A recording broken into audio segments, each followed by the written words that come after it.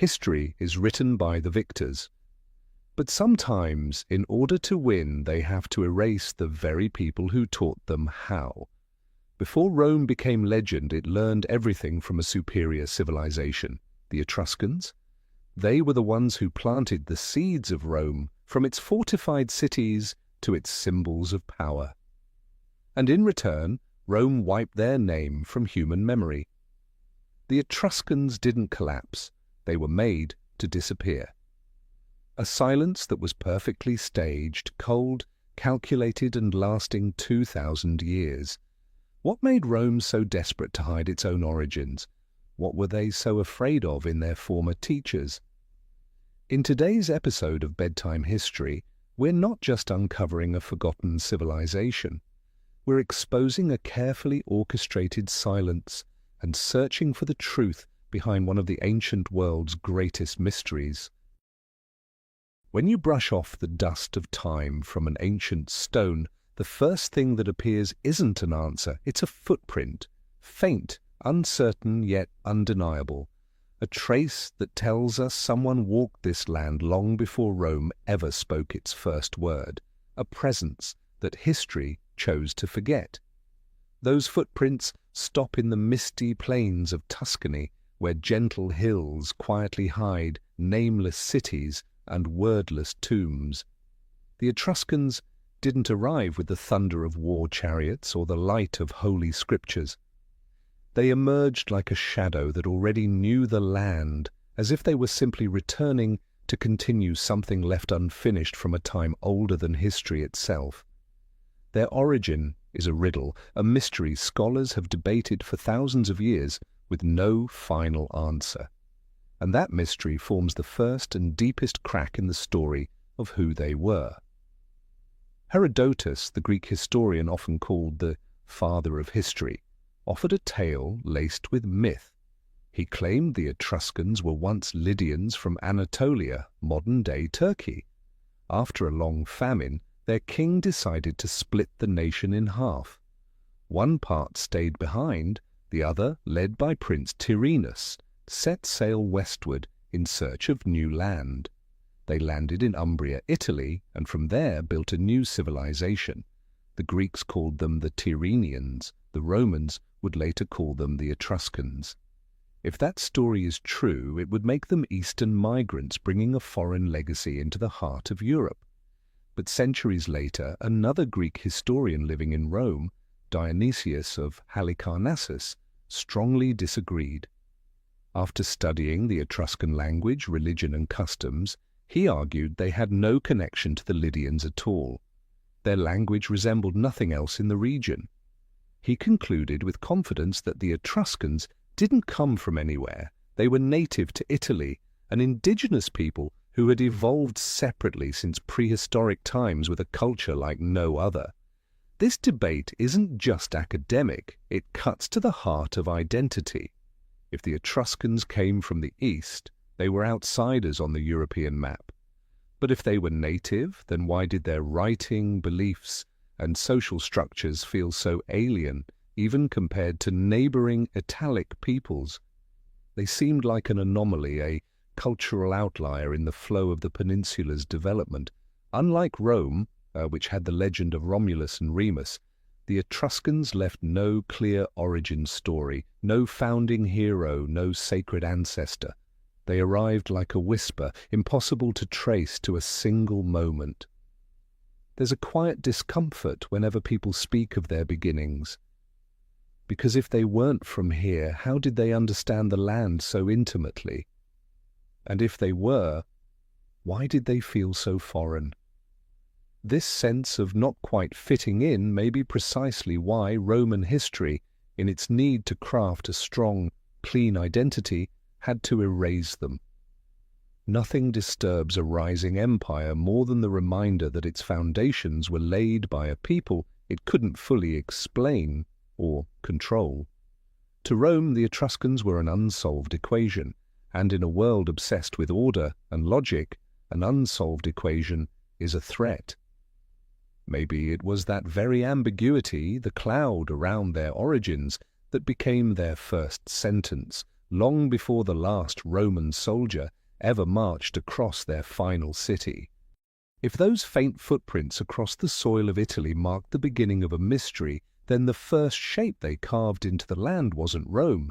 It was cities with walls curved and soft, like the worn lines on the forehead of someone who's seen too much. The story of Rome often begins with wolves, milk, and two abandoned brothers building an empire from faith and iron. But that's a legend, one crafted long after the truth had already happened. The truth is, long before Romulus raised an axe to carve Rome's first boundary, powerful Etruscan cities like Veii, Tarquinia, and Cerveteri were already standing tall, complete with underground drains, grand temples, and intricate rituals. Rome wasn't born out of emptiness, it was born in the shadow of a greater civilization. The Etruscans were the ones who planted the very idea of an organized city, of power expressed through symbols, of society functioning through rules, systems that Rome would later steal, reshape, and claim as its own. For the first centuries of Roman history, what we call the Kingdom period, everything that would later be considered Roman was really just an ambitious copy of existing Etruscan structures, and that connection wasn't vague, it was carved into the very names of Rome's early kings. Legend says that 3 of Rome's first 7 kings, Tarquinius Priscus, Servius Tullius, whose mother was Etruscan, and Tarquinius Superbus, were either of Etruscan blood or origin. They didn't just rule Rome, they shaped it. Tarquinius Priscus is credited with building the massive Cloaca Maxima drainage system, laying the groundwork for the Roman Forum, and beginning the construction of the Temple of Jupiter on Capitoline Hill. These weren't minor projects, they were the backbone of a future empire. But the Etruscan legacy wasn't just brick and stone, it flowed into every corner of Roman political and religious life. Architecture. The use of the arch, a design that made Rome's greatest structures possible, was already being mastered by the Etruscans in their city gates and tombs. Symbols of power. The ivory curule chair, Sella Curalis, where Rome's highest-ranking officials sat, came directly from the ornate seats of Etruscan nobility. Even more important was the fasces, a bundle of rods tied around an axe, symbolizing the Roman state's power to rule and execute. That too came from Etruscan royal guards, the lictors who had carried it centuries earlier. Rituals, the Roman triumph, the most glorious parade a general could receive, with chariots, purple robes, and divine honors, was likely a near replica of Etruscan ceremony. Even the sacred arts of reading omens, whether by inspecting an animal's liver, haruspicy, or watching the flight of birds, augury, were Etruscan in origin, taught by their priests long before Rome adopted them as state policy. But this wasn't an equal cultural exchange. This was the relationship between an original master and an ambitious student. The Etruscans handed Rome the toolkit to build an empire. But an empire can't survive on borrowed foundations. It must rewrite its own origin story. And to do that, it needs to erase the guiding hand that once led it from the shadows. Nothing makes a new ruler more uncomfortable than having to admit they once learned from someone else. So Rome, in its hunger to become the face of civilization, shed its old skin as if it had never worn it. The Etruscans weren't cast out of history because they were weak. They were removed because they were too strong, too distinct, too independent to be reduced to a footnote in the Roman epic. And so they disappeared, not as a conquered enemy, but as a forgotten teacher. There's a simple, ruthless way to erase a civilization from collective memory. Make sure no one can understand their language. You don't need to destroy their buildings. You don't have to burn their art.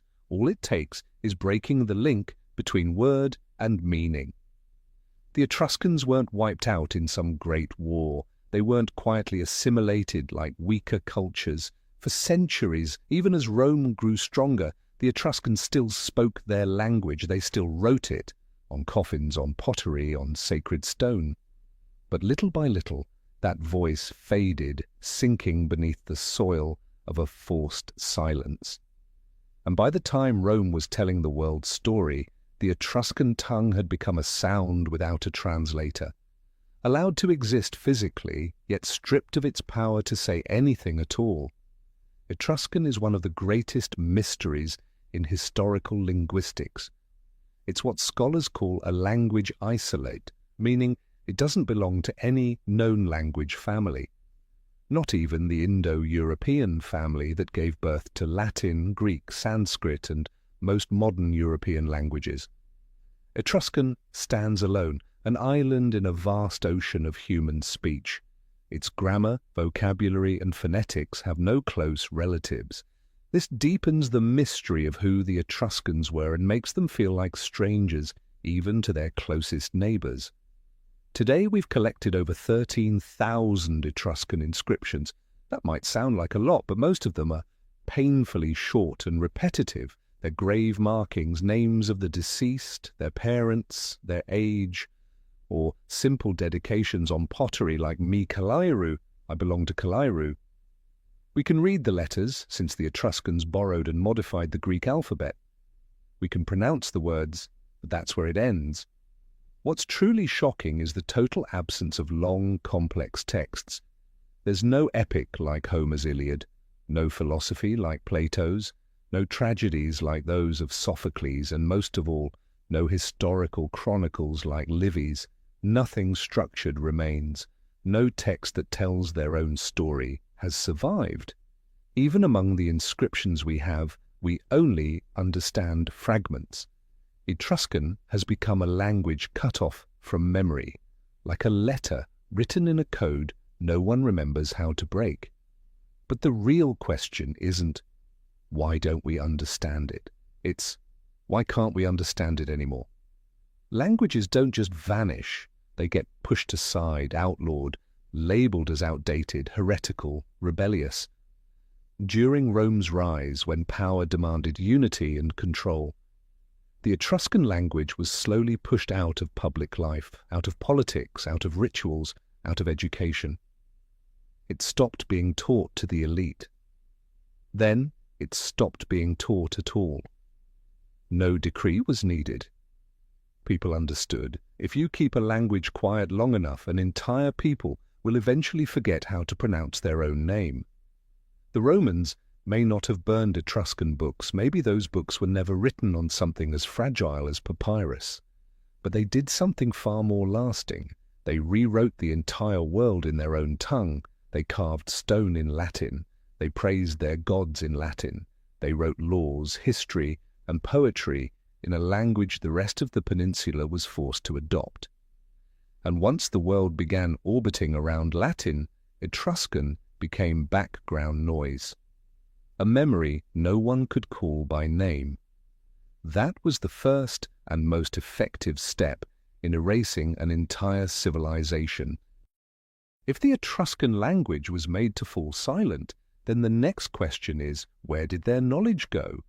Every time a great civilization collapses, we instinctively search for the remains of libraries, like Egypt's Library of Alexandria or the clay archives of Mesopotamia.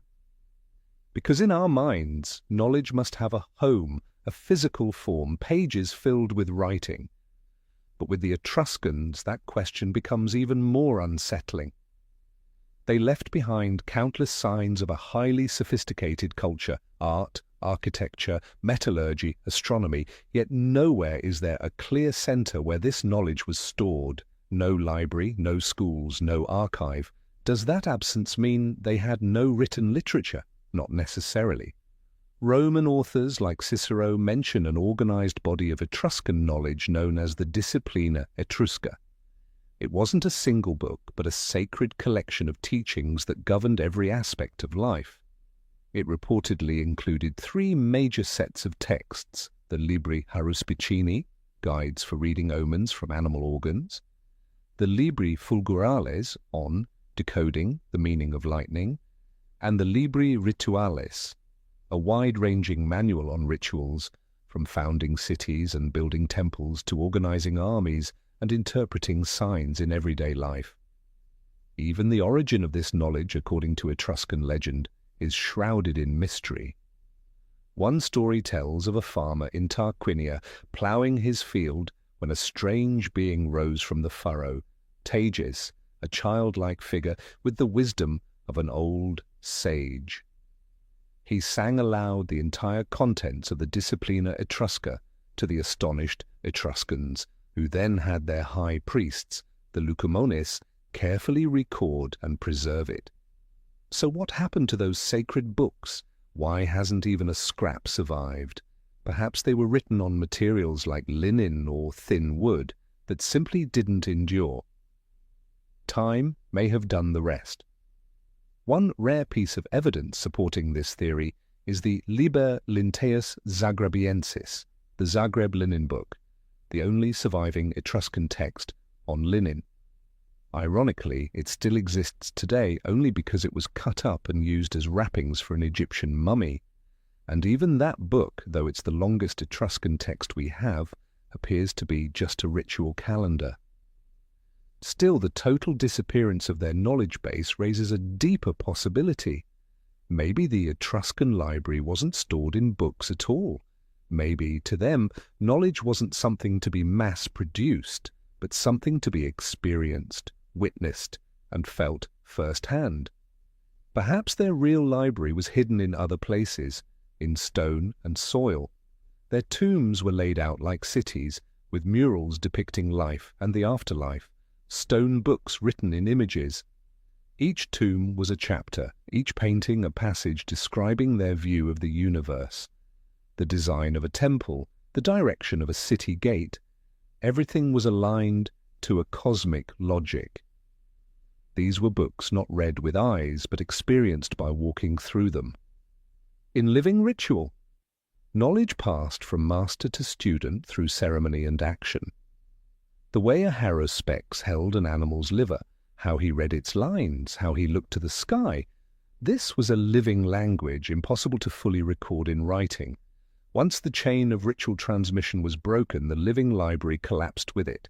So when the Romans went searching for an Etruscan library, either to learn from it or destroy it, they may have found nothing they could burn.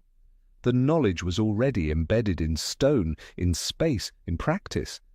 It was a kind of wisdom that couldn't be translated, duplicated, or absorbed into Rome's new system, one that demanded everything be written, categorized, and controlled. And a form of knowledge that can't be controlled? That kind is always the first to be forgotten. If the Etruscan library lies underground, then nowhere is it more massive and more alive than in the cities of the dead. Ironically, what we know best about how the Etruscans lived comes from how they prepared for death. Their most intact and abundant legacies aren't palaces, fortresses, or temples, but tomb complexes, or, more accurately, necropolises, cities of the dead. But to call them merely tombs doesn't quite do them justice. These weren't burial chambers in the ordinary sense. They were fully realized stone homes, complete with roofs, columns, hallways, domestic furnishings, and murals so vivid that the line between the living and the afterlife feels almost erased. Take Cerveteri, home to the Banditazia necropolis, a UNESCO World Heritage Site. This wasn't a cemetery, it was a real city for the departed. There were planned streets, tiny public squares, and hundreds of mound-shaped tombs, tumuli, that looked like rounded houses, each one belonging to a family across generations. Inside, craftsmen carved the soft volcanic rock, tuff, to recreate exact replicas of Etruscan homes, multiple rooms, stone beds, chairs, columns, even daily objects etched into the walls. The dead weren't simply buried, they were given an entire world carefully reconstructed, as if life didn't end, but simply continued in another realm, parallel and uninterrupted. But to truly feel the soul of the Etruscans, you have to go to Tarquinia and step inside the tombs painted with murals. Here, on the damp walls of eternal darkness, art bursts forth with breathtaking life. Unlike the formal ceremonial art of Egypt or the myth-heavy idealized beauty of Greece, Etruscan art is a joyful shout, celebrating the moment. You won't see gods judging souls or spirits in torment. Instead, you see, in the tomb of the leopards, Tomba dei Leopardi, a grand banquet is underway. Noble men and women recline on elegant couches, dining and chatting together. Musicians play double flutes, lyres are strummed, and the atmosphere radiates joy, intimacy, and a striking sense of gender equality.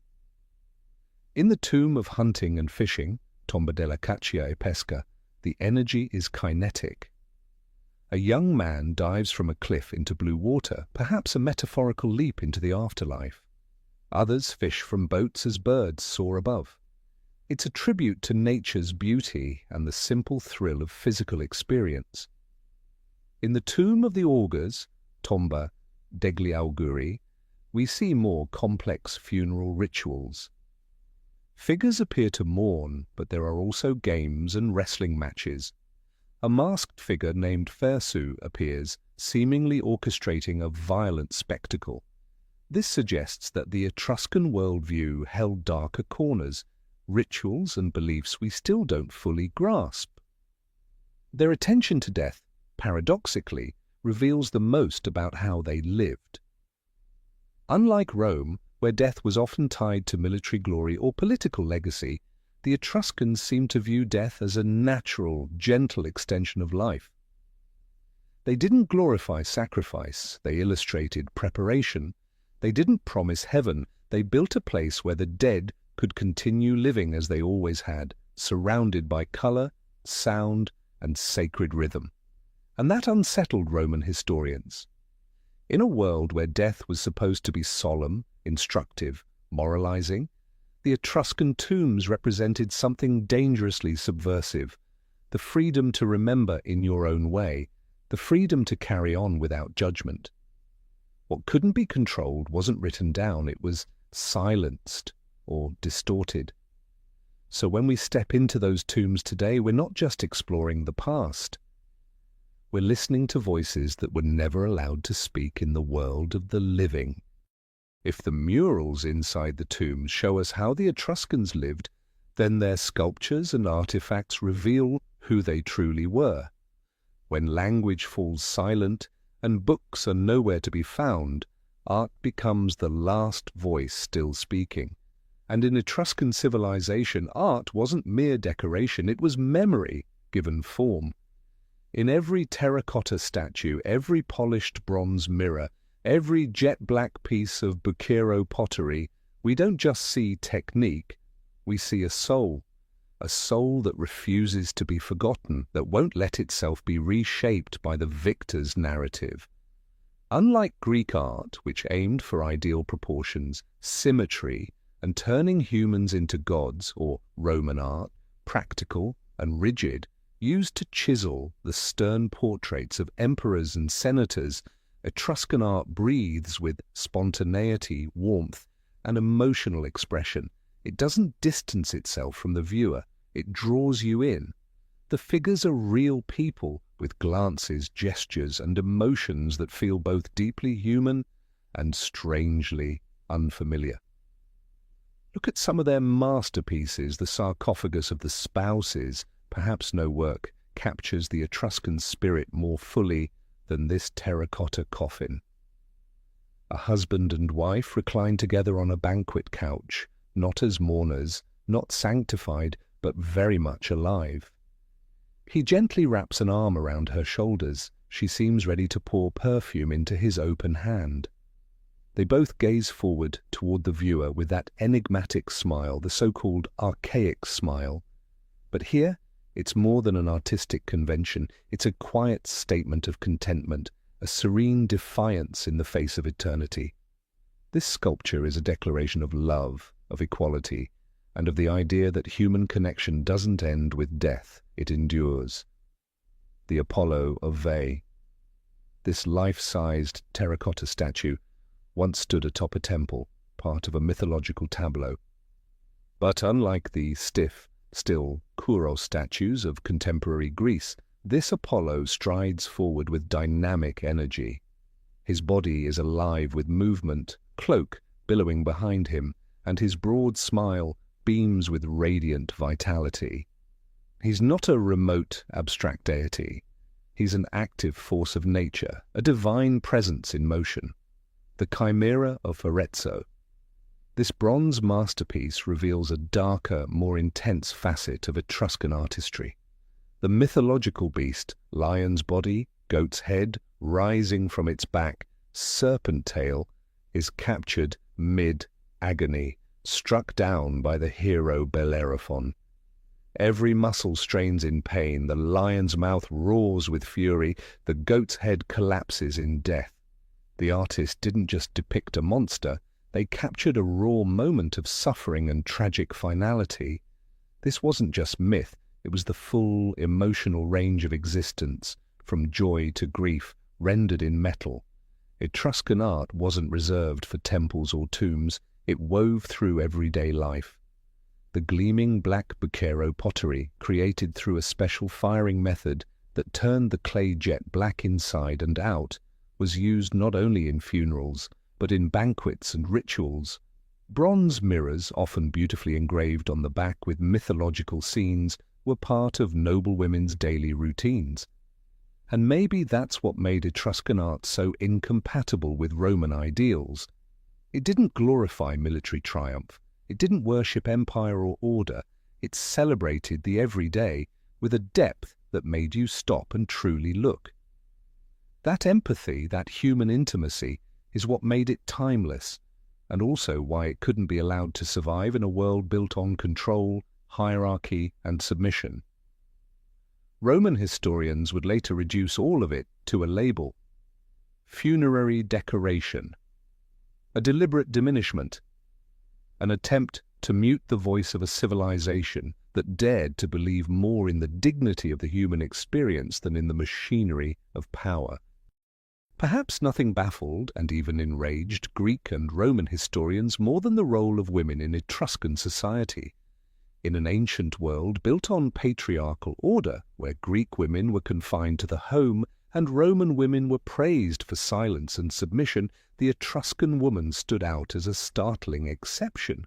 She wasn't a quiet shadow behind a man, she was a living, independent force, with status, voice, and a level of freedom that deeply unsettled the societies around her. The evidence for this unique position isn't hidden. It's right there, in art, in inscriptions, in everyday objects. Public presence. As seen in tomb paintings, Etruscan women shared the banquet couch with their husbands, drinking, conversing, enjoying music side by side. For a Greek observer, this was scandalous. In Athens, only courtesans, hetairae, were allowed at such gatherings. Respectable wives would never appear in such public, festive settings. Naming rights. On thousands of epitaphs, Etruscan women are recorded by their own names, not simply as wife of or daughter of a man. Even more strikingly, Etruscan naming conventions often included the mother's name, metronymic, suggesting maternal lineage played a significant role in defining identity. A direct challenge to Rome's strictly patrilineal structure. Property and literacy. Artifacts such as engraved bronze mirrors and jewelry boxes often bear the names of female owners, indicating personal property rights. Many images on pottery and mirrors show women reading or holding scrolls, suggesting they were literate and educated. This freedom didn't go unnoticed. It became the target of mockery and condemnation from foreign writers. The Greek historian Theopompus, writing in the 4th century BCE, infamously described Etruscan women in scandalous terms, likely exaggerated or biased. He claimed, "They take great care of their bodies and show them off without shame. They dine not only with their husbands, but with any man present. They are heavy drinkers and very beautiful." He went so far as to say that Etruscan women raised children without knowing who the fathers are. For centuries, this passage has been used as proof of Etruscan decadence and immorality. But with modern perspective, it reads differently. It isn't objective reporting, it's cultural shock. Theopompus and his peers were viewing a fundamentally different society through the lens of their own patriarchal norms. What they saw as shameless might have been confidence. What they condemned as promiscuity might have been social freedom. The real power of Etruscan women didn't lie in how they dressed or dined, but in their right to exist visibly, publicly, equally. And in a Roman world built on absolute control, where the family itself was a microcosm of empire, ruled by the iron hand of the pater familias, a society where women didn't stay behind the curtain was not just unusual. It was an ideological threat.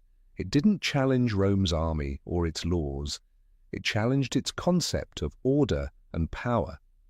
And so in rewriting history, Roman authors turned the Etruscan woman into a symbol of disorder, deviance, a cautionary tale justifying conquest. Rome, they claimed, brought civilization and order to a wild, unruly people. But in truth, erasing Etruria also meant erasing an alternate vision of what society and womanhood could be. History didn't just bury their cities, it buried a model of gender equality that the Western world would not even begin to reconsider for another 2,000 years. If Etruscan society unsettled the Romans with the freedom of its women, then their spiritual world left the Romans both awestruck and deeply uneasy. Etruscan religion bore little resemblance to any belief system surrounding it. There were no wild myths of passionate gods and feuding deities like those atop Mount Olympus. Their religion wasn't a mythology to be told. It was a science to be practiced, a complex, solemn discipline focused on deciphering the will of the gods written into every detail of the universe. To the Etruscans, the cosmos was sacred, ordered, and filled with messages. The sky was divided into 16 houses, each the domain of one or more gods. Every event in nature, thunder, a bird's flight, the shape of a sacrificial animal's liver, was believed to be a sign sent from a specific divine house. Humans couldn't change fate, but they could learn to read these signals in order to prepare and act wisely. This entire system of knowledge was preserved in their sacred corpus known as the Disciplina Etrusca. To interpret these divine signs, the Etruscans developed remarkably sophisticated divination methods, and their priests were among the most respected figures in society, haruspici, divination by liver, perhaps their most iconic practice. After sacrificing a sheep, a priest called a haruspex would examine its liver with great care. The liver was seen as a microcosm of the universe. One extraordinary archaeological find, the liver of Piacenza, is a bronze model of a liver divided into sections, each inscribed with the name of a deity. By analyzing unusual shapes, discoloration, or markings on the real liver and comparing them to this cosmic map, the haruspex could interpret the gods' intentions. Augury, bird divination. Priests known as augurs would watch birds within a sacred space, observing their flight paths, calls, numbers, and species. Each detail carried meaning, signaling omens of good or ill. This practice would later become deeply embedded in Roman public ritual, brontoscopy, lightning divination. This was seen as the most direct and powerful form of divine communication, especially from the supreme god Tinia, akin to Jupiter or Zeus. The Etruscans believed Tinia could hurl different types of lightning from different regions of the sky, each with its own specific message. Decoding these messages required knowing the time of day, the season, and the exact location in the sky where the lightning appeared. It was a demanding and precise spiritual science. In this worldview, deities like Tinia, Uni, the supreme goddess, akin to Juno, and Menva, goddess of wisdom, akin to Minerva, were not figures to bargain with. They were vast, distant forces operating under strict cosmic laws. Humans didn't beg for favors, they listened for instructions. The priest wasn't a miracle worker, but a scholar, a gifted translator between the divine and the human. The Romans were undeniably fascinated by this system. They adopted many Etruscan divination practices, and Etruscan haruspices continued to be revered in Rome well into the imperial era. Yet, at their core, the two worldviews could never fully align. The Romans, with their practical mindset and obsession with dominion, could not accept a universe where fate was fixed and unchangeable. Over time, Roman gods became more human, more political, supporters of state power, sponsors of conquest. Meanwhile, the Etruscan gods remained distant, mysterious, and uncompromising, keepers of a cosmic order that humans could observe but never alter. This profound difference in how each civilization viewed the divine-human relationship became one of the great divides between their cultures. One empire sought control, the other understanding. One built altars to affirm power, the other read the sky for quiet instruction. And in that silence between thunderclaps and bird cries lay a chasm too wide for the two to ever truly bridge. When we think of the great empires of the ancient world, we often imagine a single seat of power, a glorious capital where all roads lead, Athens in Greece, Babylon in Mesopotamia, and of course, Rome itself. Entire imperial structures were built around one political, military, and cultural core. But once again, the Etruscans defied that model. They created a flourishing civilization without a capital city, without a supreme ruler, and without ever founding an empire in their own name. Instead, the Etruscans existed as a network of powerful, independent city-states known as the Etruscan League or the Dodecapolis, the League of 12 Cities. Cities like Veii, Tarquinia, Vulci, Cerveteri, Clusium, and others were each self-governed mini-states. They had their own governments, their own armies, and often distinct artistic styles and customs. Their unity wasn't dictated from above, it was a loose alliance rooted in shared language, religion, and economic interests. Once a year, representatives from these city-states would gather at a sacred site known as Fanum Voltumnae, the sanctuary of the god Voltumna. The exact location of this site remains an archaeological mystery, but ancient sources describe it as a place of major religious festivals and important intercity discussions. There they would elect a high priest or ceremonial king with a one-year term. Yet this figure held mostly symbolic and religious authority, not centralized political or military control. This decentralized model had clear advantages. It allowed an incredible diversity of culture to bloom. Each city became a hub of creativity, competing in wealth, innovation, and artistic finesse. That's why Etruscan pottery, sculpture, and tomb architecture vary so dramatically from city to city. It also fostered a dynamic, adaptive society, one where power wasn't concentrated in the hands of a single ruling class.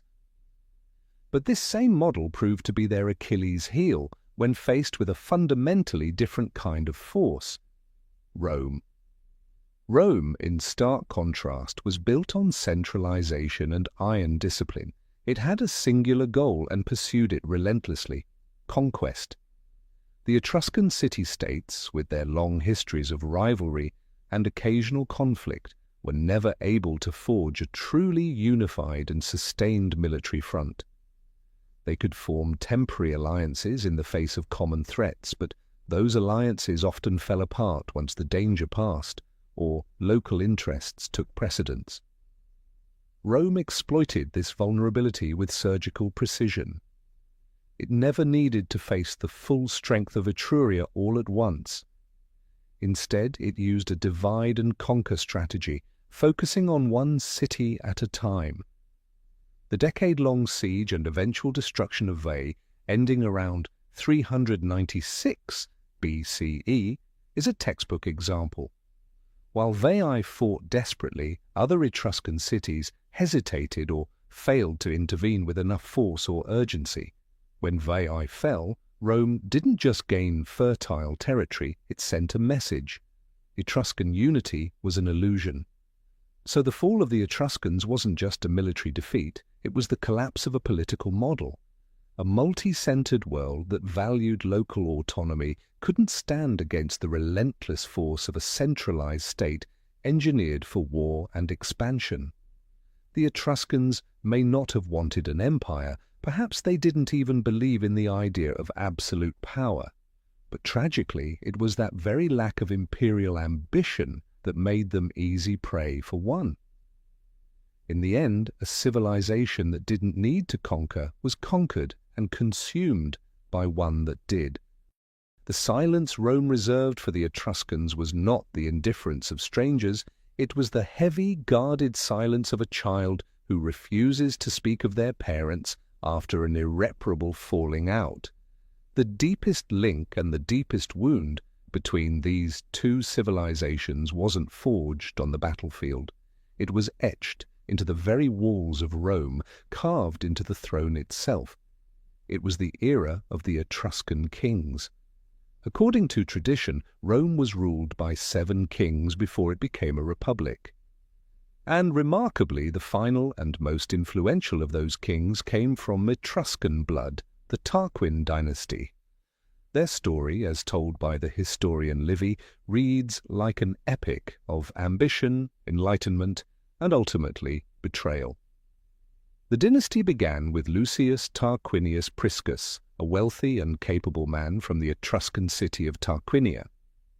Believing his homeland offered too few opportunities for advancement, he and his intelligent wife Tanaquil moved to Rome, a young city brimming with potential. Legend tells that as they approached the city, an eagle swooped down, snatched Tarquin's hat, flew into the sky, and gently placed it back on his head. Tanaquil, skilled in reading omens, interpreted the sign as a mark of destiny. With his wealth, talent, and the refined influence of Etruscan culture, Tarquinius quickly won the favor of the people and the Roman king, eventually ascending to the throne himself. He is credited with transforming Rome from a village into a true city, laying down infrastructure that would form its foundation.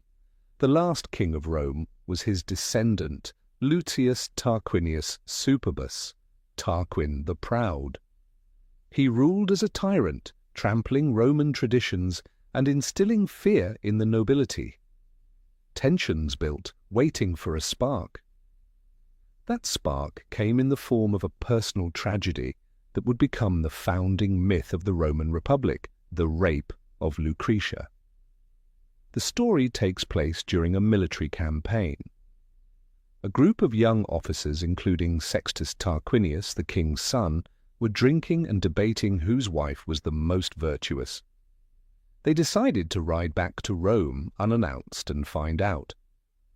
While most of the wives were reveling, they found Lucretia, the wife of the nobleman Collatinus, quietly spinning wool with her maids. Her beauty and virtue struck Sextus with a dark obsession. A few days later, Sextus returned to her home alone. Welcomed as a guest, he waited until nightfall and crept into her room. Drawing his sword, he threatened her. But Lucretia, unafraid of death, refused to give in. Then Sextus made a crueler threat. He would kill her and a male servant, place their bodies together, and claim he had caught her committing adultery. For a Roman noblewoman, honor was more sacred than life. Faced with the threat of eternal disgrace, she yielded. The next day, Lucretia summoned her father and husband. She told them everything, made them swear vengeance, then drew a hidden dagger from her robe and took her own life. Her death ignited a revolution. A relative of the king, Lucius Junius Brutus, who had feigned madness for years to survive under tyranny, seized the moment. He carried Lucretia's bloodied body into the Roman Forum, gave a fiery speech, and stirred the people's fury. The Roman citizens rose up, expelled Tarquin the Proud and his entire family, and vowed never again to be ruled by a king. Thus the Roman Republic was born, traditionally dated to 509 BCE. But this was more than a political shift. It was a psychological severing. The cruelty of the Etruscan king and the crime of his son became symbols of everything Rome wished to purge from itself. In order to be free to become pure, Rome believed it had to eliminate not just the monarchy, but its entire legacy. The story of Lucretia became the moral justification for centuries of conflict, and the ideological cornerstone for erasing Etruscan memory from Roman identity. The betrayal was complete. The student had turned on the teacher. The birth of a republic does not automatically give rise to an identity. After expelling their last king, Rome found itself in a profound existential crisis. They had defined themselves by what they were not: no kings, no tyranny, no more Tarquins.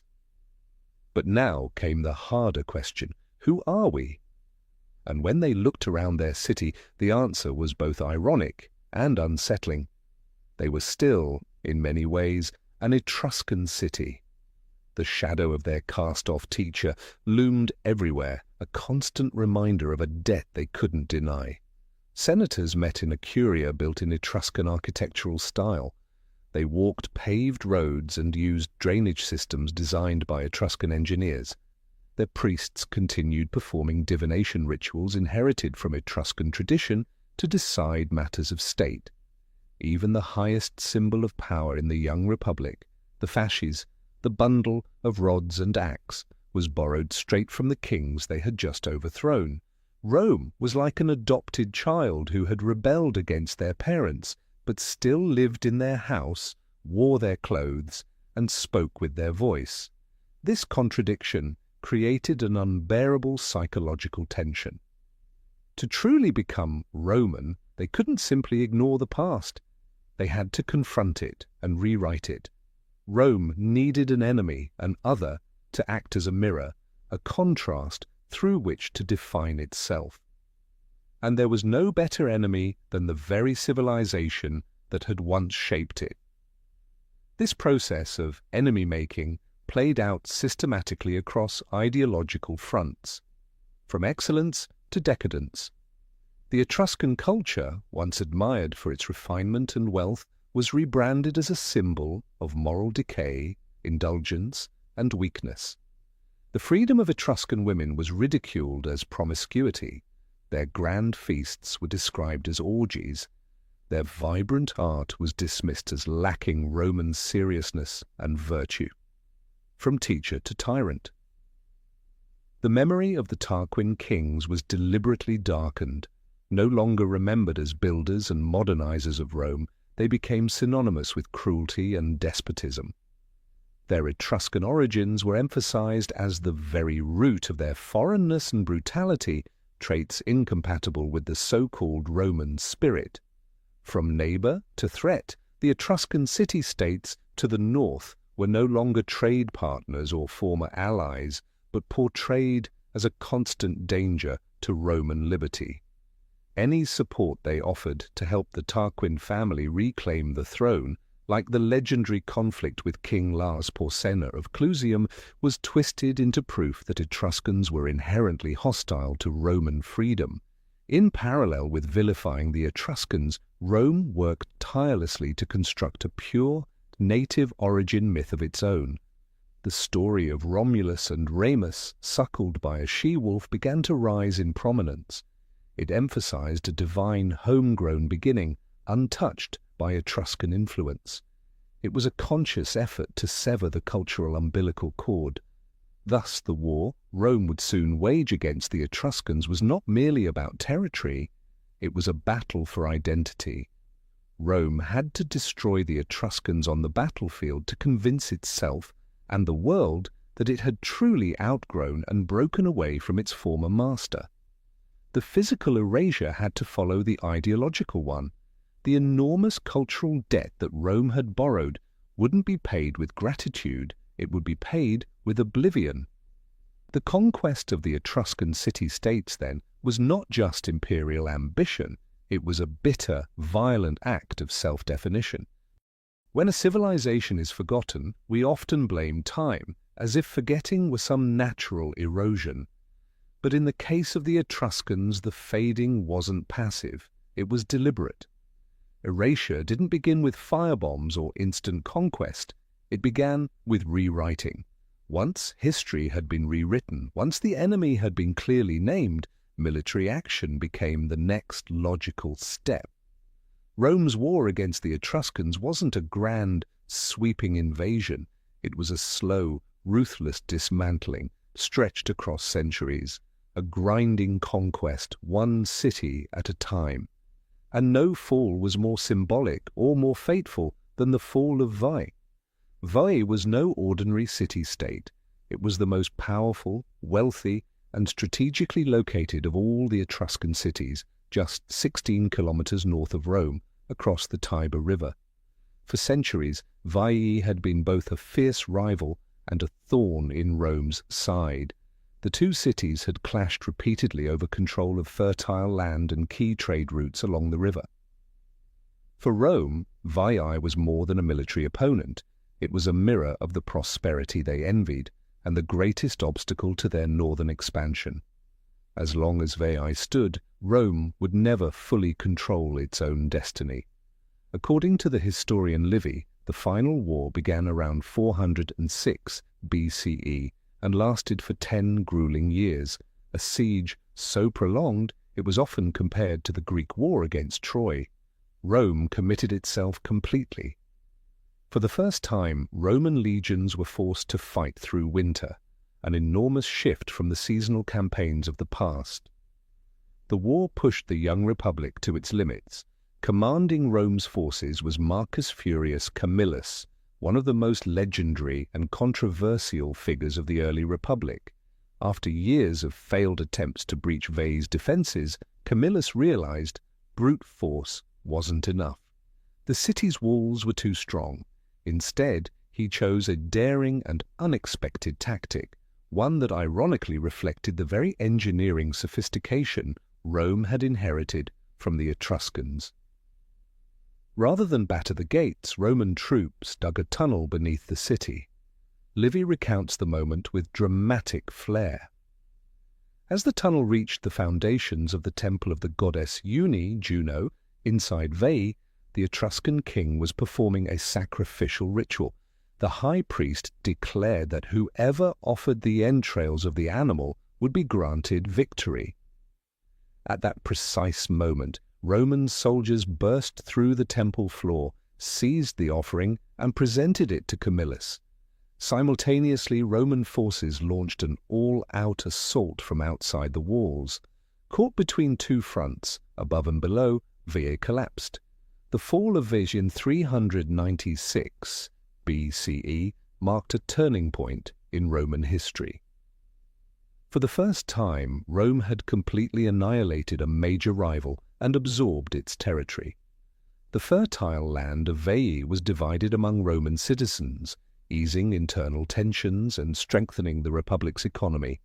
But more importantly, the victory gave Rome confidence, momentum for the next phase of its expansion. For the Etruscans, the fall of Veii was a catastrophe and a chilling warning. It exposed the fragility of their alliance system. Over 10 years of siege, none of the other Etruscan city-states managed or even tried to launch a coordinated rescue. Now they faced a Rome that was bolder, stronger, and no longer restrained by its most dangerous northern rival. The physical erasure had begun. Piece by piece, the Etruscan world was being dismantled. A missed opportunity never returns.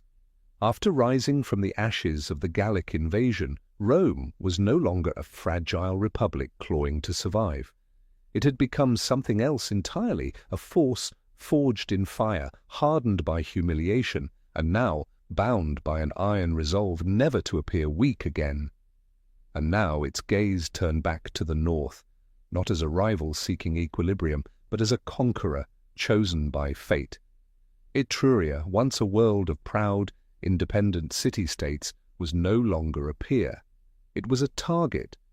The end of Etruscan independence did not come through a single decisive battle, but through a slow tightening, a prolonged dismantling that stretched across nearly a century. With military precision and shrewd diplomacy, Rome began to disassemble the Etruscan League, one city at a time. The campaign began with the southernmost cities, those closest to Rome, Tarquinia and Falerii. These cities had long histories of conflict with Rome and put up fierce resistance. But they were no longer fighting the Rome of old. Now the legions were better organized, more disciplined, and driven by an unshakable will to conquer. After a series of bloody confrontations, Tarquinia and its neighbors were forced into harsh peace treaties, losing territory and all foreign policy autonomy. Serviteri, Caere. This city's fate illustrates Rome's strategic brilliance. Because Caere had remained neutral or even aided Rome during the Gallic crisis, it was initially treated with unusual leniency. Its citizens were granted a special form of Roman citizenship without voting rights, civitas sine suffragio.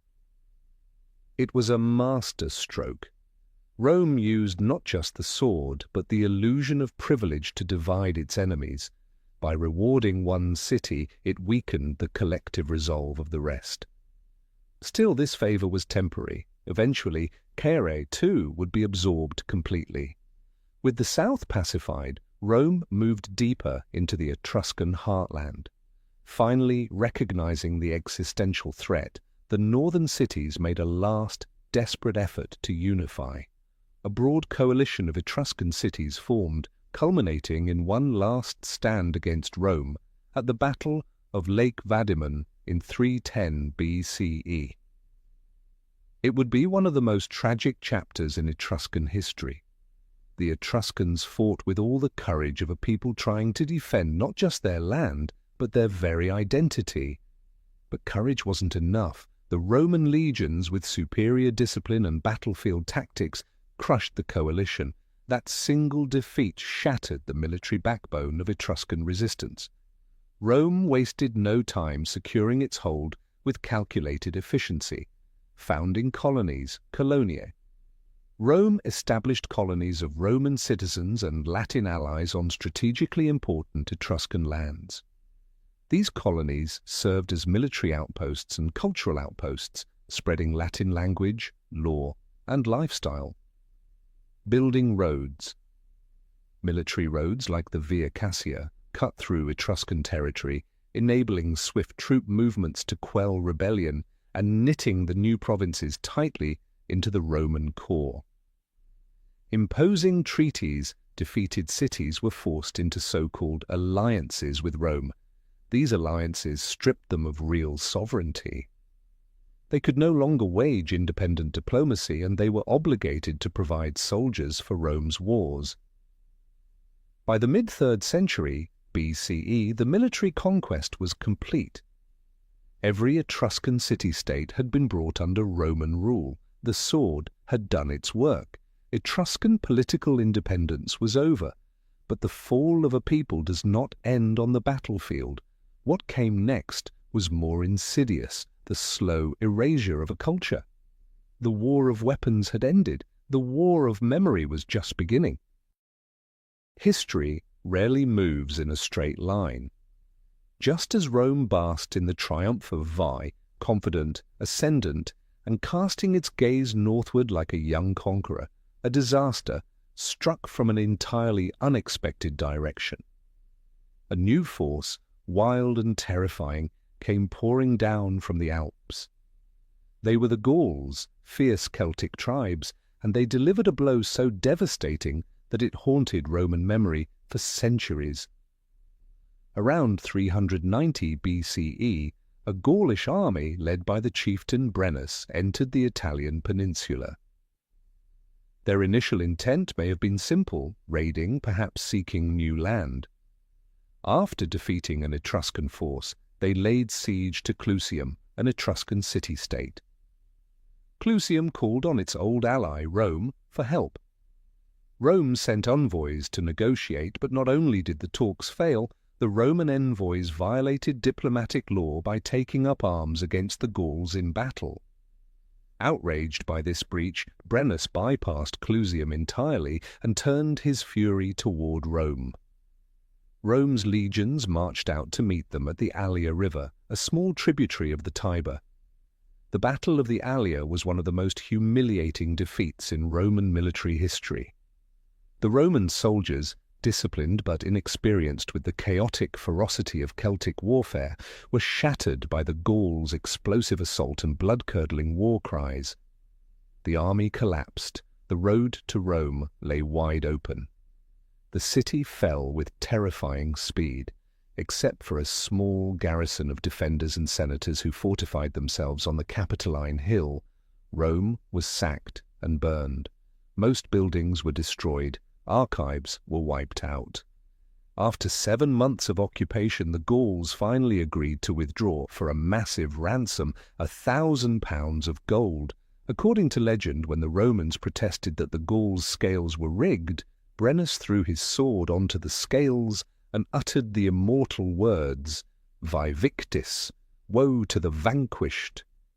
It was a moment of pure humiliation, but it also created a golden opportunity for the Etruscans.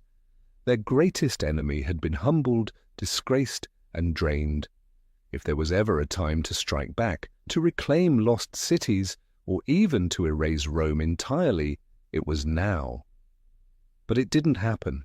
Once again, the Etruscans' fatal flaw resurfaced: disunity. Rather than a coordinated counterattack, only a few southern cities like Tarquinia launched scattered raids. The northern cities, less affected by Rome's expansion and more concerned with the Gauls pressing into their own territory, remained passive. They failed to see it for what it was, their final chance. Rome, astonishingly, recovered. From the ashes of disaster, it rebuilt with greater determination. The trauma of the sack became fuel. They fortified the city with massive new walls, the Servian Wall. They restructured the army, learning from failure to become more adaptive and efficient. The ever-present fear of another invasion hardened Rome's foreign policy into something new. If Rome was to be safe, it had to control all of Italy. The Etruscans had missed their moment. They had underestimated Rome's will to survive.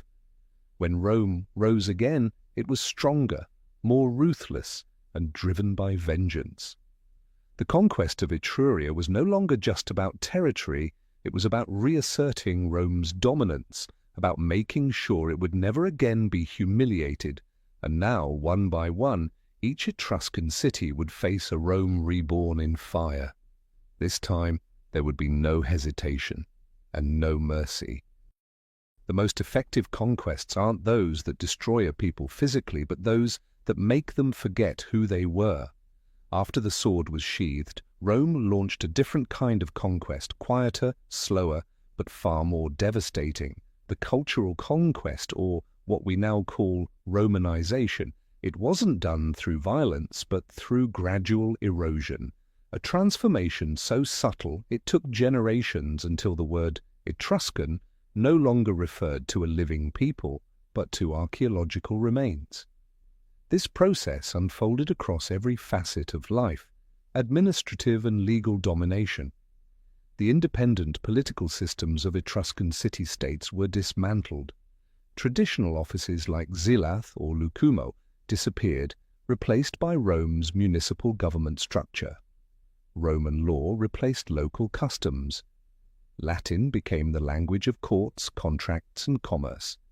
To survive and thrive in this new order, the Etruscan elite had no choice but to learn and use Latin. Demographic and economic shifts. The founding of Roman colonies brought tens of thousands of Latin-speaking settlers directly into the heart of Etruria. This didn't just shift the demographic balance, It reshaped the economic and social landscape. The Romans introduced new agricultural methods, commercial models, and trade networks. Etruscan noble families, seeking to protect their status and wealth, adapted. They sent their children to Roman schools, married into Roman families, and slowly merged into the elite of the empire. In doing so, they became agents of their own cultural fading, a pragmatic choice but a deeply tragic one. The disappearance of language and religion. With Etruscan no longer spoken in public life, the language retreated to private spaces, spoken only by the elderly in whispers of memory, until it too fell silent. Religious rituals, though some, like haruspicy, were preserved for their usefulness, were gradually absorbed into the Roman state cult. The old gods were forgotten as temples to Greco-Roman deities rose across Etruria. The divine language of the Etruscans, once read in thunder, birds, and livers, was muted. The final blows to Etruscan identity came through two seismic political events in the late Republic. The Social War, 91 to 88 BCE, cities across Italy, including Etruscan ones, rose up demanding full Roman citizenship. After a bloody conflict, Rome conceded, granting citizenship to all free inhabitants of the peninsula. In theory, it was equality. In reality, it erased local identities. Etruscan and Samnite became geographic labels, not cultural or political ones. Everyone was now Roman. Sulla's Civil War. Shortly after, during the brutal civil war between Marius and Sulla, many Etruscan cities backed the wrong side, Marius. When Sulla triumphed in 82 BCE, he unleashed savage retribution. Cities like Volterra, Chiusi, and Arezzo were heavily punished. Land was confiscated. Nobles were executed or exiled. This purge shattered the last pillars of the Etruscan aristocracy, those who had still preserved remnants of their heritage. By the early empire, under Augustus, Romanization was complete. The Etruscans no longer existed as a distinct people. They were not wiped out by genocide. They were absorbed entirely. They became Romans. And when the last person to speak the ancient language passed away, the silence became total. History, from that point on, belonged to the victors.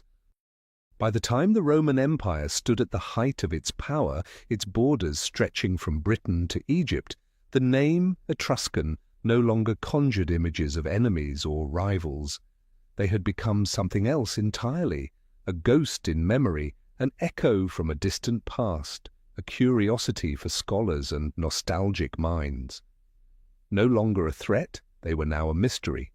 In the imperial era, when the Etruscan language had already fallen completely silent in everyday life, a few Roman intellectuals began to look back on their legacy with a peculiar interest. Emperor Claudius and the Lost History. Perhaps the most remarkable figure in this rediscovery was none other than a Roman emperor, Claudius, who reigned from 41 to 54 CE. Before his rise to power, Claudius was a serious scholar, and he harbored a deep fascination with the Etruscans, possibly influenced by his first wife, who came from Etruscan aristocracy. He dedicated years to studying and writing a comprehensive 20-volume history of the Etruscans, titled Tyrennica. He even compiled an Etruscan Latin dictionary, an invaluable tool that might have unlocked the secrets of the lost language. This is one of the great tragedies of historical scholarship. Had Claudius's work survived, we might have known everything. Etruscan history, mythology, social structure, told by someone who had access to Rome's last remaining sources, but the entire project vanished. Not a single full copy remains, not even a meaningful excerpt. Its disappearance has become the ultimate symbol of Etruscan erasure. The last door into their world was slammed shut and locked forever. The survival of rituals. Though the culture died, some of the Etruscans' most powerful rituals endured, though now tamed and repurposed under Roman authority. The haruspices, priests who read omens in animal entrails, remained part of the official Roman state religious apparatus. Even emperors, in times of crisis, summoned them to divine the will of the gods. Remarkably, as late as 408 CE, when the Visigoths were besieging Rome, sources record that haruspices were still being called upon to perform ancient rites in a desperate attempt to save the city. In the imperial imagination, the Etruscans became a caricature. They were remembered as a deeply religious, fate-obsessed people, tangled in rituals and omens. At the same time, they were also mocked. Roman poet Catullus famously coined the term obesus Etruscus, the fat Etruscan, a jab that painted them as lazy, indulgent, and soft. This was a powerful way to control the narrative, acknowledge the Etruscans' religious legacy, but diminish them culturally, reinforcing Roman virtues of discipline, labor, and martial courage. And so, in the imperial era, the Etruscans had become what one might call a ghost in the Roman machine. A flicker of memory summoned during rituals, a subject for scholarly debate, but stripped of their once vibrant soul. The final act of possession was complete. Rome now owned not only Etruscan land and symbols, but also the exclusive right to tell their story, in whatever version suited the victor. When the Roman Empire stood at its zenith, its dominion stretching from Britain to Egypt, the name Etruscan no longer evoked the image of an enemy or a rival. They had become something else entirely, a ghost of memory, a distant echo from a forgotten time, a footnote in old manuscripts barely read. Their story had dissolved into silence. The land that once bore their name was now simply Tuscany, and its secrets lay dormant beneath vineyards and olive groves, buried under layers of time and forgetfulness. For nearly 1,000 years, silence reigned. Then, in the 15th century, a spark reignited in Italy itself. It was the Renaissance. A new age of rediscovery emerged, driven by scholars, artists, and wealthy patrons with an insatiable hunger for the lost grandeur of Greece and Rome. Statues were unearthed, ancient texts recopied, and a bold attempt was made to reconstruct the majesty of antiquity. It was during this fervent search for Roman heritage that the Etruscans were, quite by accident, awakened. Their rediscovery didn't begin in dusty libraries, but in the fields. Tuscan farmers, while tilling the soil, or noblemen digging foundations for grand villas, would occasionally break through the earth and strike stone vaults hidden beneath. Peering into these voids, they didn't find ruins. They found carved chambers, often with walls painted in shockingly vivid colors. Imagine the astonishment of a 15th century farmer shining his torch into a tomb in Tarquinia and seeing scenes no one in his time had ever witnessed, men and women joyously feasting, musicians playing double flutes, dancers frozen mid-motion. These images were unlike anything the somber religious art of the Middle Ages had prepared them for. At first, these discoveries were misunderstood. Some thought they were Roman, or perhaps remnants of some forgotten Greek outpost. The name Etruscan still floated in the writings of Livy and Pliny, but no one knew what their material culture actually looked like. The Etruscans were a people with no face, but as more tombs were uncovered, along with bronze artifacts, glossy black Bucero pottery, and inscriptions written in a strange alphabet, some scholars began to realize they were seeing something different. This was not Greek. This was not Roman. This was a lost civilization. By the 17th and 18th centuries, this curiosity exploded into a full-blown aristocratic obsession known as Etruscaria. Wealthy collectors, such as the Medici Grand Dukes of Florence, began to hunt and display Etruscan artifacts. The bronze masterpiece Chimera of Arezzo, discovered in 1553, became a symbol of Tuscany's mysterious and glorious past. The Etruscans were romanticized as keepers of ancient secrets, masters of art, ritual, and perhaps even magic. Though sometimes lacking scientific rigor, this enthusiasm laid the foundation for a new discipline, Etruscology. Scholars like Luigi Lanzi in the late 18th century began cataloguing and studying artifacts systematically, working to distinguish Etruscan art from Greek influence and attempting the earliest efforts to decode the Etruscan language. The excavation had begun.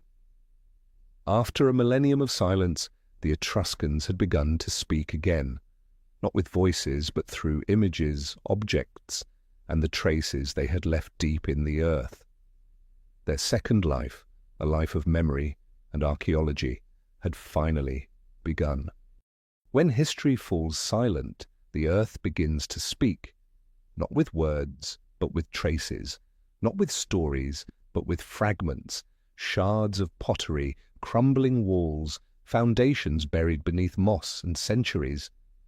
If the Renaissance cracked open the door to the Etruscan world through curiosity and wonder, it was modern archaeology, with its science, rigor, and patience, that lit the lamp and began to shine it into the deepest corners of that lost civilization.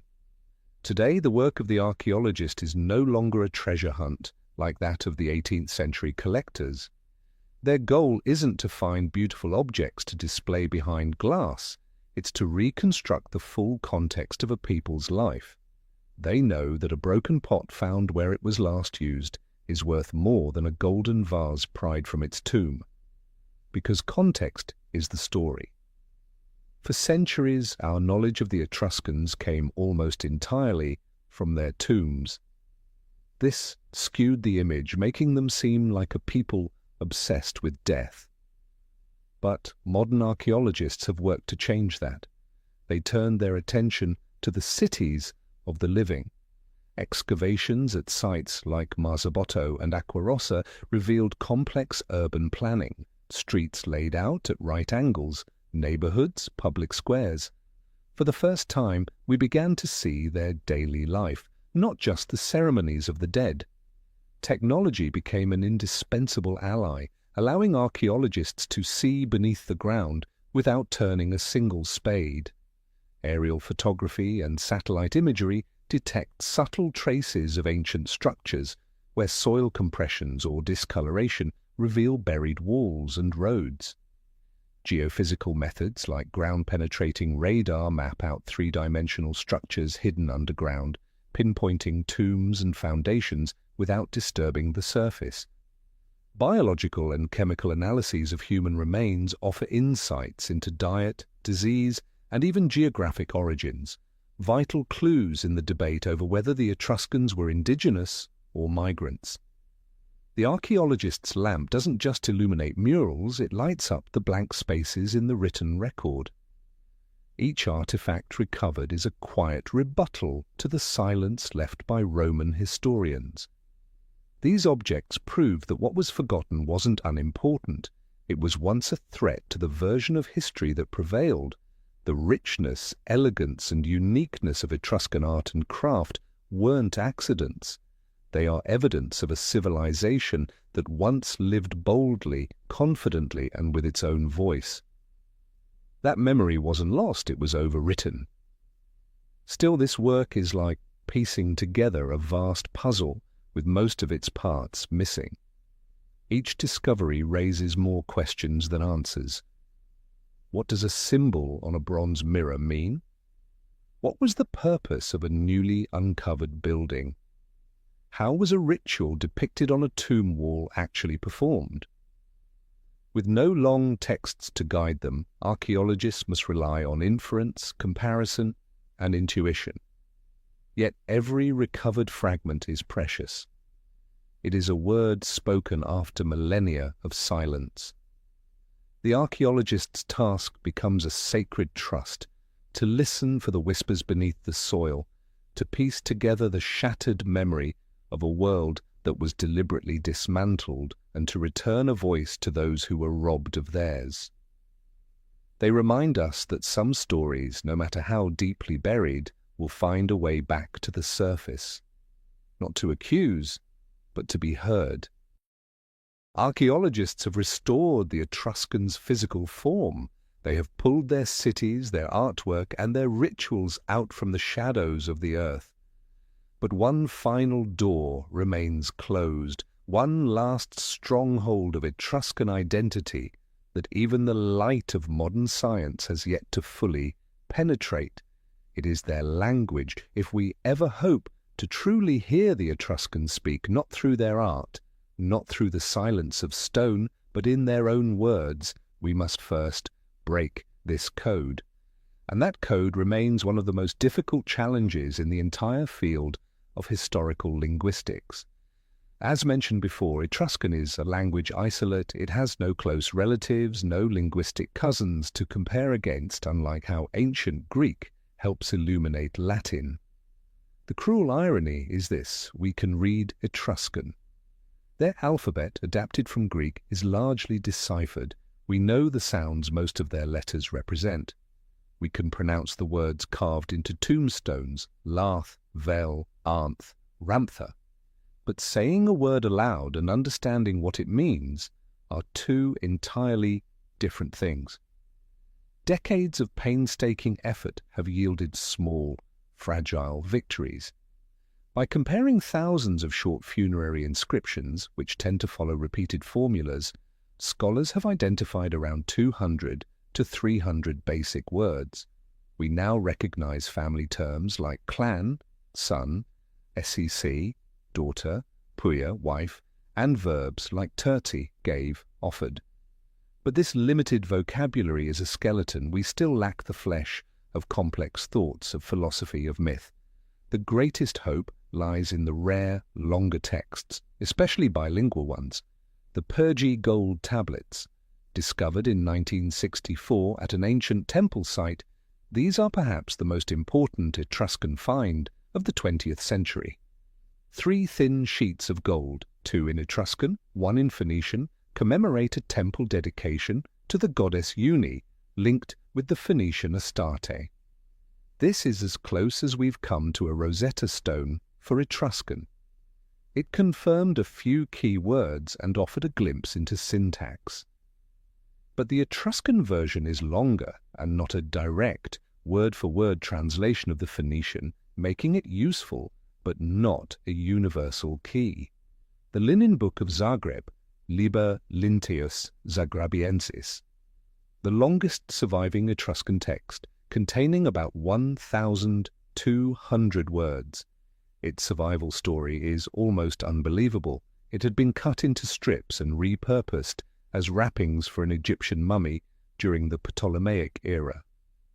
The text appears to be a religious calendar listing dates and rituals for various gods. Yet without a broader vocabulary, scholars can only speculate about its spiritual meaning. The Cortona bronze tablet, Tabula Cortonensis, found in 1992, this bronze inscription seems to record a legal contract, perhaps about land ownership or rental. It offers new vocabulary relating to law and property, but it is dense, full of technical terms we can't yet interpret. The Etruscan language remains their final frontier. It is the one thing Rome could not absorb, assimilate, or overwrite, because it was simply too alien. It stands there, silent and immovable, like a final monument to their difference. Unlocking it would be more than a linguistic achievement. It would be like receiving a message directly from the dead, a civilization finally able to tell its own story in its own words. But until that day, in the most vital domain of all, silence endures. When archaeology falls short and language remains a locked cipher, modern science turns to a different kind of text, one not written in ink or carved in stone, but encoded in the double helix of life itself, DNA. In recent decades, geneticists have embarked on an ambitious quest, hoping that by analyzing the ancient remains buried deep within Etruscan tombs, they might finally answer a question that has lingered for more than 2,000 years. Where did the Etruscans really come from? The ancient debate between Herodotus, who believed the Etruscans were migrants from Anatolia, and Dionysius of Halicarnassus, who claimed they were native to Italy, has now been carried into the laboratory. By extracting ancient DNA, aDNA, from the bones and teeth of long-dead Etruscans, scientists have been able to compare their genetic profiles to other ancient and modern populations across Europe and the Near East. The earliest and most consistent results revealed something remarkable: a strong genetic continuity between ancient Etruscans and today's inhabitants of Tuscany and Lazio, the very heartland of ancient Etruria. This confirms, without ambiguity, that the Etruscans never truly disappeared in a biological sense. They were not replaced by the Romans.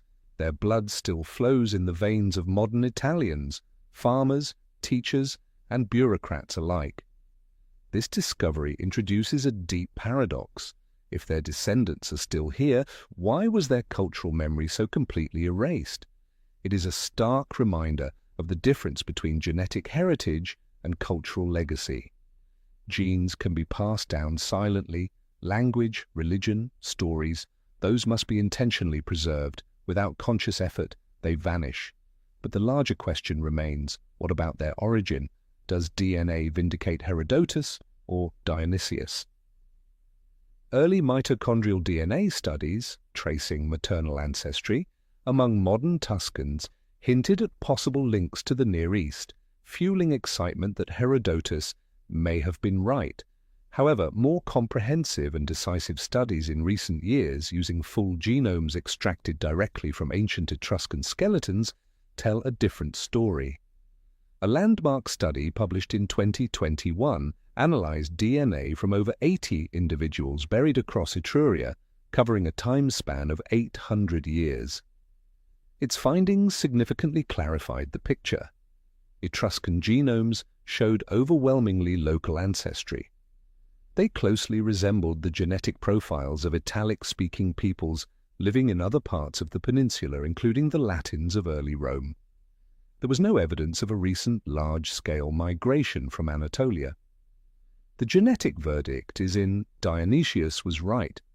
The Etruscans were not mysterious outsiders. They were native Italians, kin to the very Romans who would one day conquer them.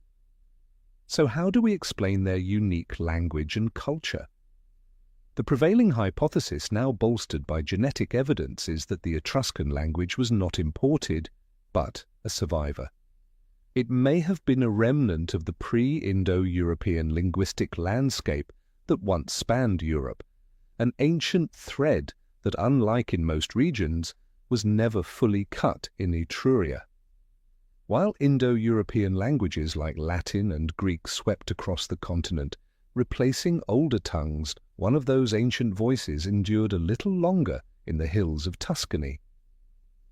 The ghost in the blood has spoken, and it tells a story of deep, native roots in the Italian soil. Far from making the Etruscans less mysterious, this revelation makes them all the more extraordinary. It shifts the question from where did they come from to how did a people so closely related to the Romans by blood craft such a distinct culture, and why did history erase them so completely? It is no longer a mystery of origin, it is a mystery of erasure. When a people can no longer be spoken of, when their name is stripped from culture and memory, the question becomes, where did they go? Where are the Etruscans beneath the layers of Rome, of Greece, and ultimately of Christianity? Strangely enough, the answer may not lie in abandoned ruins or forgotten tombs, but in the very heart of Western spiritual authority, the Vatican. In the marble halls, in the solemn rituals, and in the very symbols deemed sacred by the Roman Church, echoes of a forgotten civilization still seem to flicker like a buried thread of gold beneath thick brocade. This is not to suggest that the Church is a direct continuation of Etruscan religion. Rather, it points to a deeper truth. No belief system rises from a vacuum. When a new spiritual order takes root, it often absorbs, reinterprets, and reclothes the symbolic architecture of the faiths that came before it, especially those that have shaped the subconscious landscape of the land itself. Continuity of sacred space. The Vatican Hill, where St. Peter's Basilica now stands, lies directly adjacent to a major Etruscan necropolis. This is no coincidence. Across Italy, many of the most important churches were built atop former Etruscan or Roman temples, not just for practical reasons like using existing foundations, but because these were already recognized, even unconsciously, as places of power. These were sites where the veil between heaven and earth had long been considered thin. The land itself remembers. Echoes in symbols of authority. The crozier, the curved staff carried by bishops, symbolizing spiritual shepherding, bears an uncanny resemblance to the lituus, the curved staff of the Etruscan augur, the priest who interpreted divine signs by watching birds. The lituus was used to mark out sacred space in the sky, the templum, where omens could be received. Both staffs draw a line between the sacred and the profane.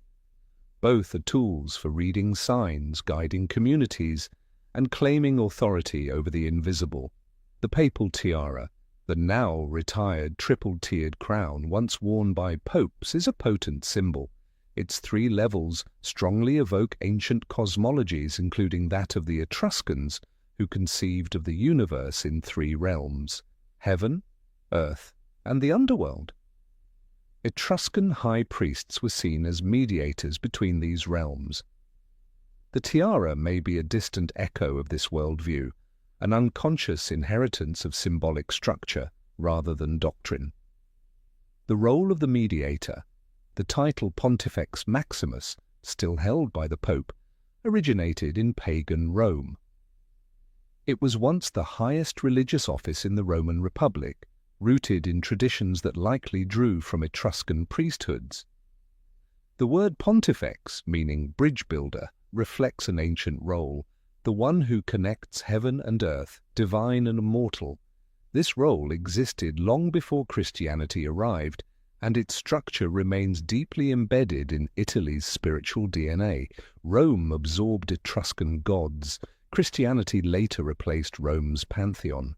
But the deeper grammar of ritual, of sacred symbolism, of how spiritual power is organized and conveyed, that persisted.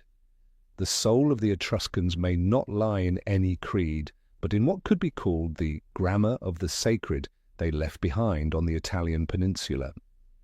A grammar of how architecture guides the spirit, how a symbol encapsulates cosmic order, how space can become sanctified through intention and ritual. They never truly disappeared. Perhaps they simply withdrew into the sediment layers of symbols, into the unspoken structures of spiritual instinct, no longer named, but somehow still felt. Not remembered in words, but present in gesture. Not shouted, but quietly there, where meaning still breathes beneath ritual silence. After a long journey through tombs, silent scripts, wars, and buried truths, what are we left with? The story of the Etruscans is not just a missing chapter in the textbook of ancient history. It is far more than that. It is a mirror, one that reflects back how we construct our understanding of the past and forces us to ask uncomfortable questions about the nature of history, civilization, and memory itself. Why does their story matter so much even today? Because it forcefully challenges the linear tale of progress we are so often told. History is typically written as a straight line, a relay race from one civilization to the next, each supposedly more advanced than the last. In that story, Rome's victory over the Etruscans is framed as inevitable, the triumph of a superior model, more organized, more disciplined, more powerful. But the Etruscans reveal that there is more than one way to be civilized. They built a rich, complex society without centralized tyranny. They created an art form pulsing with human warmth, not merely as an instrument of state propaganda. They upheld a worldview where humans were part of a cosmos to be listened to, not masters of it. They gave women visibility in public life, something Rome never dared to do. Their defeat was not cultural or intellectual. It was the defeat of a decentralized model at the hands of an imperial war machine. Their story asks us, is the victorious model always the better one? More profoundly, their erasure lays bare the politics of memory. History is not an objective log of events. It is a curated story shaped by those in power.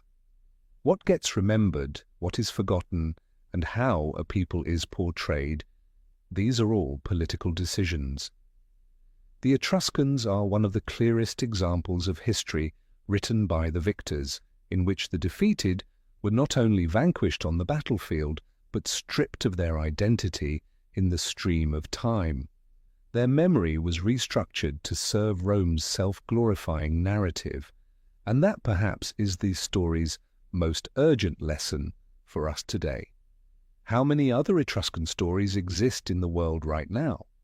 How many indigenous peoples were absorbed by empire, erased by colonialism?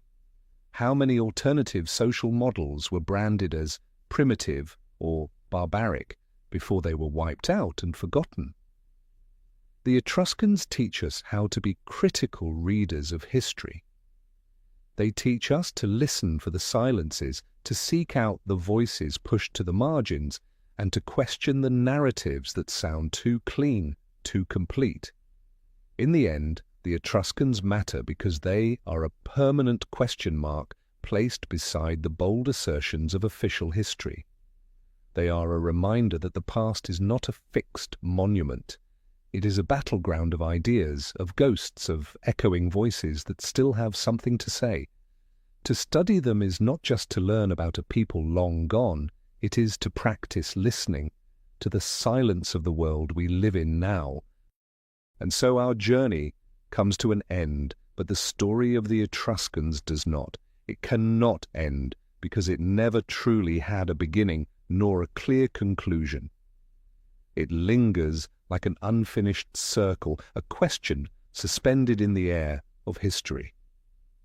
We began with an absence, a civilization that seemed to have vanished into thin air. But layer by layer, through the dust of archaeology, the patterns of DNA, the traces of borrowed symbols, we've come to see they never really disappeared. They are everywhere. Their footprints are pressed deep into the foundations of Rome. Their echoes whisper in the rituals of the Vatican. Their blood flows in the veins of modern Italians. They're there, in the domes we admire, in the words we speak without knowing their origin, in the very way we arrange space, ritual, and urban life. They are everywhere, and yet they are no one.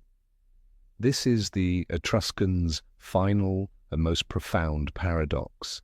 Their legacy has been absorbed so completely, so seamlessly, that it has become invisible, like the air we breathe.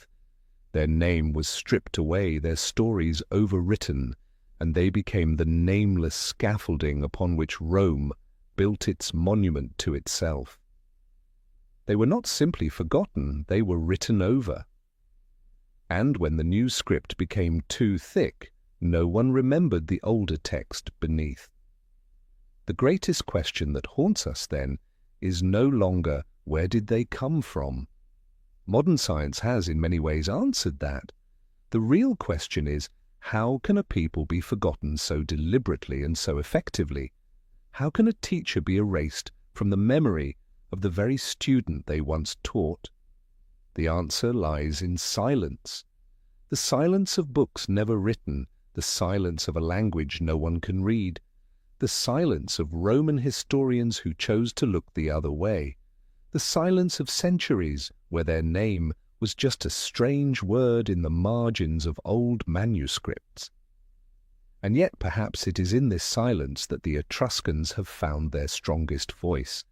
They do not speak to us through battles or legal codes. They speak through their absence. It is that absence that compels us to look again, to question, to search.